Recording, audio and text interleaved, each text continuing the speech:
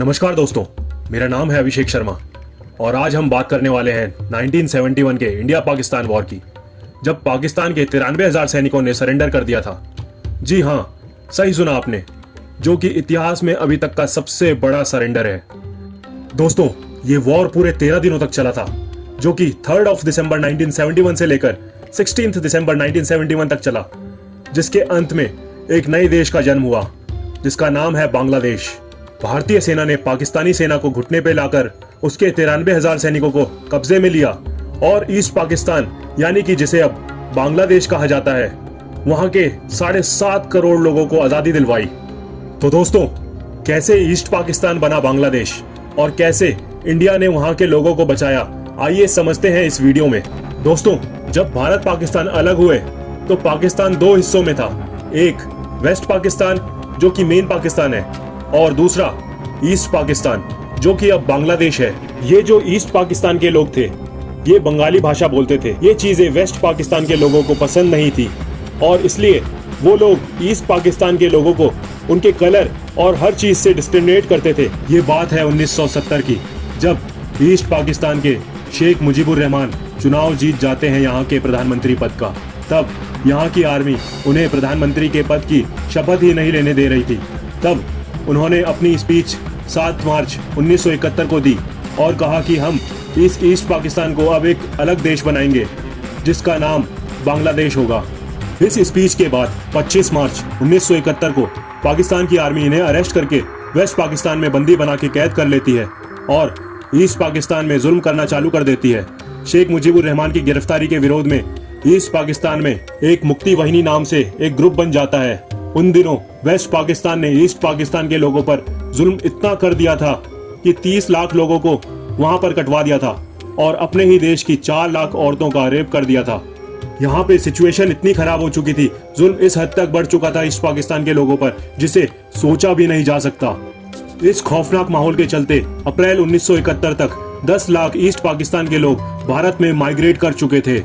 हालात बद से बदतर होते जा रहे थे। तब भारत की पूर्व प्रधानमंत्री इंदिरा गांधी ने पाकिस्तान के खिलाफ कार्रवाई करने का फैसला किया। तब इंदिरा गांधी ने general field marshal Sam Manekshaw से बात करी और ईस्ट पाकिस्तान पे हमला करने के ऑर्डर दिए। तब सैम मानेकशॉ ने प्लान किया कि हम अपनी मुक्ति वाहिनी को वहां लड़ने की ट्रेनिंग देंगे और इसी बीच भारत ने रशिया को भी अपने साथ जोड़ लिया। तब भारत का ये मकसद था कि वेस्ट साइड से हम शांत रहेंगे और ईस्ट पाकिस्तान पर वार शुरू करेंगे, ताकि जितने भी बांग्लादेशी लोगों पर जो खौफनाक अत्याचार हो रहा था, जो वहाँ की महिलाओं के साथ रेप, मर्डर और ऐसे कई खौफनाक जुर्म हो रहे थे जिन्हें सोचा भी नहीं जा सकता, वो सब जल्द से जल्द खत्म हो जाए। किसी तरह तभी पाकिस्तान को एक खबर लग गई कि भारत के ज्यादा सोल्जर्स ईस्ट साइड हमले की तैयारी कर रहे हैं और वेस्ट साइड थोड़े बहुत ही सोल्जर्स हैं। तब पाकिस्तान ने 3 दिसंबर 1971 को अचानक श्रीनगर, पठानकोट, चंडीगढ़, आगरा और ऐसी 13 जगहों पर हवाई हमला कर दिया। तभी पाकिस्तान को अपने खुफिया जासूसों की वजह से ये खबर लग जाती है कि भारत के ज्यादा सैनिक ईस्ट साइड डिप्लॉयड हैं और राजस्थान के जैसलमेर डिस्ट्रिक्ट में एक जगह है लोंगेवाला, वहां पे उस समय सिर्फ 120 फौजी थे। तब पाकिस्तान ने प्लान बनाया कि उसी रात लोंगेवाला में जो 120 फौजी हैं उन पे रातों रात अटैक करके वहां से भारत में एंट्री ले लेंगे, क्योंकि उस वक्त एयरफोर्स के जो लड़ाकू विमान थे वो इतने हाईटेक नहीं थे कि रात को लड़ पाए। पाकिस्तान ने इसी चीज का फायदा उठाया, मगर उन्हें क्या पता था कि भारत के ये 120 जवान उनके 2800 जवानों पर बहुत भारी पड़ेंगे। उस समय लोंगेवाला में पोस्टिंग मेजर कुलदीप सिंह चांदपुरी जी की थी। वहीं दूसरी ओर पाकिस्तान से ब्रिगेडियर तारिक मीर अपने 2800 जवान और कई टैंकों के साथ भारत पर हमला करने के लिए आ रहे थे। तब भारत के 120 जवानों के पास वहां पे ना ही कोई टैंक थे, बस साथ थे तो कुछ माइंस। तब भारत ने काफी समझदारी से काम लिया और जो कुछ माइंस उनके पास थे वो सबसे आगे लगा दिए, जिस रास्ते से पाकिस्तान के तारिक मीर और उनके 2800 सैनिक अपने टैंक्स के साथ आ रहे थे। जैसे ही पाकिस्तान के सैनिक आगे बढ़ रहे थे, वहीं माइंस फटने लगे। तब पाकिस्तान के सैनिक जमीन से माइंस निकालने लगे, क्योंकि भारत के पास उस समय कुछ ही माइंस थे, तो उन्होंने बाकी जगह माइंस की जगह टिफिन के डब्बों में ईंट और पत्थर भर के रख दिए थे, जिससे हुआ ये कि पाकिस्तान के सैनिकों का समय बहुत बर्बाद हुआ तब पाकिस्तान के सैनिक आगे बढ़ने लगे। यहाँ पे अब शुरू होता है भारत के सैनिकों का दूसरा प्लान। इस समय कुलदीप सिंह चांदपुरी जी और उनकी टीम रेत में बंकर बनाकर चारों ओर फैली हुई थी और चारों ओर से पाकिस्तान पर ताबड़तोड़ फायरिंग करने लगी। अब कुछ ही देर में सुबह होने वाली थी। जैसे ही सुबह सूरज की पहली किरण निकली, भारत के हंटर जहाजों ने पाकिस्तान के सैनिकों पर आसमान से ताबड़तोड़ हमला कर दिया। 3 दिसंबर को पाकिस्तान ने यह युद्ध जरूर शुरू किया था, जहां भारत ने अगले दिन 4 दिसंबर सुबह तक इस युद्ध को खत्म करके पाकिस्तान को मुंह तोड़ जवाब दिया। अब बात आती है इंडियन नेवी की, जो 5 दिसंबर 1971 को कराची पहुंच जाती है और कराची पोर्ट पर हमला कर देती है।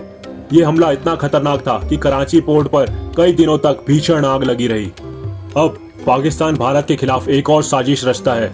उस समय भारत के पास सबसे शक्तिशाली जहाज INS विक्रांत था, जिसको तबाह करने के लिए अब पाकिस्तान ने अपने जहाज PNS गाजी को भेजा। उनका प्लान ये था कि INS विक्रांत, जो कि उस समय बे ऑफ बंगाल यानी बंगाल की खाड़ी में था, उसे अपने PNS गाजी से वहीं पर डिस्ट्रॉय कर देना।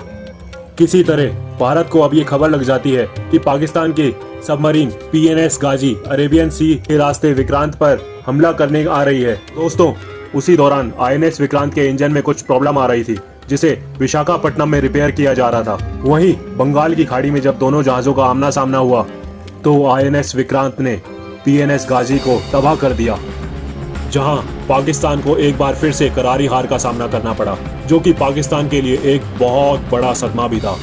तब इसके बाद पाकिस्तान ने यूनाइटेड स्टेट्स ऑफ अमेरिका से मदद मांगी और अब पाकिस्तान के सपोर्ट में अमेरिका और ब्रिटेन के खतरनाक और शक्तिशाली जहाज भी भारत पर हमला करने आ रहे थे। तब इंदिरा गांधी, जो कि उस समय की प्राइम मिनिस्टर थी, उन्होंने रशिया से मदद मांगी और अब रशिया ने भी भारत को सपोर्ट किया और अपने सबसे शक्तिशाली जहाज को भेज दिया। और वहीं रशिया ने भी अमेरिका को धमकी दे दी कि अगर आप भारत पर हमला करेंगे तो हम भी चुप नहीं बैठेंगे। दोस्तों, उस समय रशिया ने भारत के साथ अपनी दोस्ती अच्छी तरह निभाई और भारत के साथ इस जंग में आखिरी दम तक खड़ा रहा। वहीं दूसरी ओर शेख मुजीबुर रहमान की मुक्ति वाहिनी बांग्लादेश में अपना काम कर रही थी। 16 दिसंबर 1971 को ये युद्ध समाप्त हो जाता है, जब पाकिस्तान के जनरल आमिर अब्दुल्ला खान नियाजी और उनके 93,000 सैनिकों ने भारत के लेफ्टिनेंट जनरल निर्मलजीत सिंह अरोड़ा को सरेंडर किया और सरेंडर लेटर पर साइन भी किया। दोस्तों, जैसा कि मैंने आपको वीडियो के शुरुआत में भी बताया था, ये इतिहास में अभी तक का सबसे बड़ा सरेंडर था 93,000 सैनिकों का। ये समय गिनीज बुक में भी दर्ज किया गया था, जब पाकिस्तान के 93,000 सैनिकों ने भारत को सरेंडर किया। बाद में इन 93,000 सैनिकों को वापस पाकिस्तान को सौंप दिया गया। वहीं दूसरी ओर बांग्लादेश को भी अब आज़ादी मिल चुकी थी। अब बांग्लादेश पूरी तरह आज़ाद हो चुका था और इसकी अब राजधानी बन चुकी थी ढाका। मैं आपको बता दूं कि अभी प्रेजेंट में शेख मुजीबुर रहमान की बेटी शेख हसीना ही बांग्लादेश की प्राइम मिनिस्टर है। तो दोस्तों, यहाँ पे मैं आपको बता दूं कि बांग्लादेश आज की तारीख में पाकिस्तान से ट्रेड के मामले में भी काफी आगे निकल चुका है। बांग्लादेश, जिस देश का जन्म आज से लगभग 52 साल पहले हुआ था, आज वही देश पाकिस्तान से अपने व्यापार के धंधे में textiles, T, rice, natural gases, jute, iron and steel, petroleum, ऐसे कई धंधों में पाकिस्तान से बहुत आगे निकल चुका है। तो दोस्तों, ऐसे हुआ था एक नए देश का जन्म, बांग्लादेश। ऐसे ईस्ट पाकिस्तान बना बांग्लादेश। उम्मीद करता हूं मैं कि आपको इस वीडियो में कुछ ना कुछ नया जानने को मिला होगा। मैं मिलूंगा अब आपसे एक नई वीडियो में नई जानकारी के साथ। धन्यवाद।